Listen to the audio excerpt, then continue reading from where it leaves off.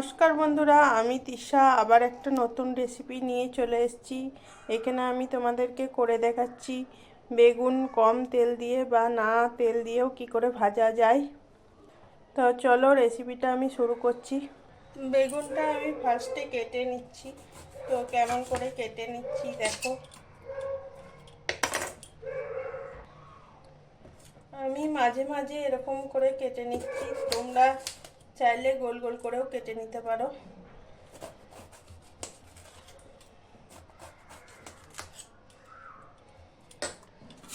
আর একটা প্লেটে তুলে রেখে দিচ্ছি।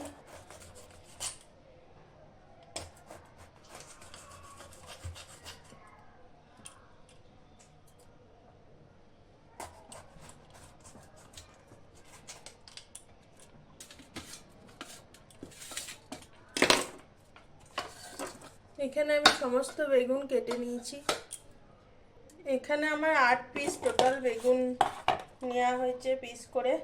তো আমি দিয়ে দিলাম অল্প পরিমাণে হলুদ আর অল্প পরিমাণে নুন দিয়ে দিলাম। অল্প কালারের জন্যে কাশ্মীরি লঙ্কা গুঁড়ি, এটা সম্পূর্ণ কালারের জন্য দিচ্ছি। অনেকে তেল বেশি থাকার জন্যে মানে বেগুন ভাজা খেতে চাই না, তো খুবই কম তেল দিয়ে কিভাবে বেগুন ভাজাটা করা হচ্ছে সেটা আমি দেখাচ্ছি তোমাদেরকে। তোমরা ঘরে করে নিতে পারবে এরকম পদ্ধতিতে। তেল খাওয়া খুব একটা ভালোও নয় আমাদের শরীরে, তো কম তেল দিয়ে বা তেল ছাড়াও কী করে খেতে পারো তো সেটাই আমি করে দেখাচ্ছি। সমস্ত বেগুনগুলোকে আমি ভালোভাবে মাখিয়ে নিচ্ছি নুন হলুদ দিয়ে আর লঙ্কা গুঁড়িটা। এখানে আমি নুন হলুদ দিয়ে মাখিয়ে একটা প্লেটে তুলে নিয়েছি আর এটাকে সাইডে 5 মিনিট রেখে দিচ্ছি। সাইডে এখানে আমি তোয়াটা গরম হতে দিচ্ছি, প্যানটা। এখানে আমি আরও কিছু উপকরণ নিয়ে নিয়েছি। তো নিয়ে নিয়েছি কি তোমরা দেখো দেখো বেসন নিয়েছি, অল্প চালের গুঁড়ি নিয়েছি, অল্প পোস্ত নিয়েছি, আর নিয়েছি চিনি, নুন, হলুদ আর অল্প কাশ্মীরি লঙ্কা গুঁড়ি, আর নিয়েছি অল্প পরিমাণে জিরে 1 টিস্পুন। তো এইগুলো আমি সমস্ত মিক্স করে নেবো আর বেগুনগুলোকে দিয়ে মাখিয়ে নেবো ভালো করে। পোস্তর দানাটা এই জন্যই দিচ্ছি কি খেতে খুব সুন্দর লাগে। সমস্ত উপকরণ আমি হাতের সাহায্যে এইভাবে মাখিয়ে নিচ্ছি আর বেগুনগুলো দিয়ে এইভাবে কোট করে রেখে দিচ্ছি সাইডে। আমি এখানে দুটো কোট করে দেখিয়ে দিচ্ছি। এখানে আমি সমস্ত বেগুনগুলো ভালোভাবে কোট করে নিয়েছি। এদিকে আমার প্যানটাও খুব সুন্দর মানে গরম হয়ে গেছে, ননস্টিকের তোয়াটা।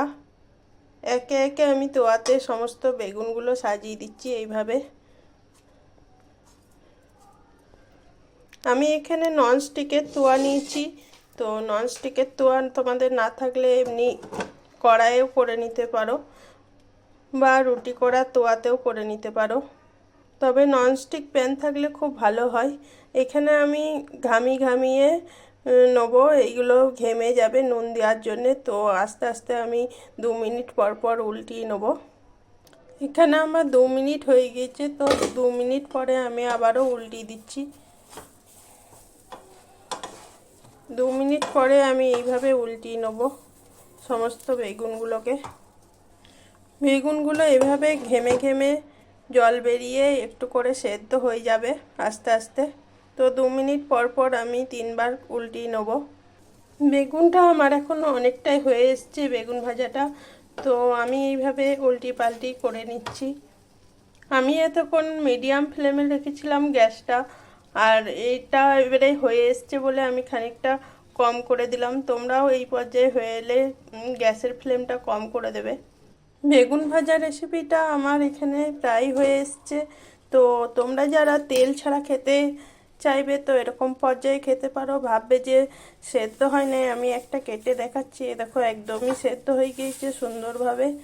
তো আর যারা অল্প তেল দিয়ে খেতে চাও তাদের জন্যও দেখিয়ে দিচ্ছি। আর যারা এরকম কাঁচের ঢাকনা দেবে তো খাঁজটা চাইবে সিল করে দিতে, আমি এখানে একটা লবঙ্গ দিয়ে সিল করে দিয়েছি। তোমরা চাইলে আটা দিয়েও সিল করে দিতে পারো। আমি একটা ব্রাশের সাহায্যে অল্প অল্প তেল দিয়ে দিচ্ছি, তাতে কি দেখতেও কালারটা সুন্দর হবে। আর এখানে আমি কাশ্মীরি লঙ্কা দিয়েছিলাম, তো কাশ্মীরি লঙ্কাটা একটু অল্প ঝাল হবে, বেশি ঝাল হবে না।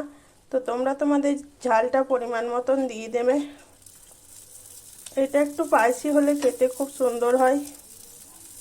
আমরা যেহেতু ঝাল কম খাই তো পরিমাণ মতন ঝালটা দিচ্ছি একটু কম করি। এখানে আমি ব্রাশের সাহায্যে তেল দিয়ে নিয়েছি।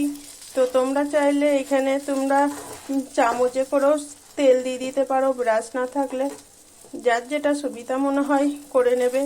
আর দু পিঠ আমি উল্টে পাল্টে এইভাবে সেঁকে নিচ্ছি আবারও ভালো করে। একদমই কম তেল দিয়ে আমি এটা করে নিয়েছি। ভিডিওটাতে সমস্ত স্টেপ দেখাবার জন্যে অনেকটা লম্বা হয়ে গেল, ভিডিওটা অনেকটা বড় হয়ে গেল। আপনাদেরকে দেখার জন্য অনেক ধন্যবাদ সকলকে। আমি বেগুনগুলো একটা প্লেটে তুলে নিচ্ছি। এটা অনেকটা ঠান্ডা হয়ে এসছে, তো আমি হাতের সাহায্যেই তুলে নিচ্ছি 5 মিনিট পর। যেহেতু এখন শীতকাল তো খুব তাড়াতাড়ি ঠান্ডা হয়ে যায়। তা দেখো এখানে আমি বেগুনটা একদমই সুন্দরভাবে ভেজে নিয়েছি। হ্যাঁ, এই রেসিপিটা আপনারা অবশ্যই একবার ঘরে করে দেখবেন। ভালো লাগলে লাইক কমেন্ট করবেন। আর আমার এই রেসিপিটা সকল বন্ধুকে দেখাবার জন্যে শেয়ার করে দেবেন বন্ধুরা। আজকের মতন এইটুকুই, আবার পরের ভিডিওতে আমাদের দেখা হয়ে যাবে। অন্য কোনো ভিডিও নিয়ে, রান্নার ভিডিও বা কোনো কিছু নিয়ে চলে আসবো। আবার নতুন কোনো রান্নার রেসিপি নিয়ে চলে আসবো আপনাদের কাছে। এখনকার মতন এইটুকুই।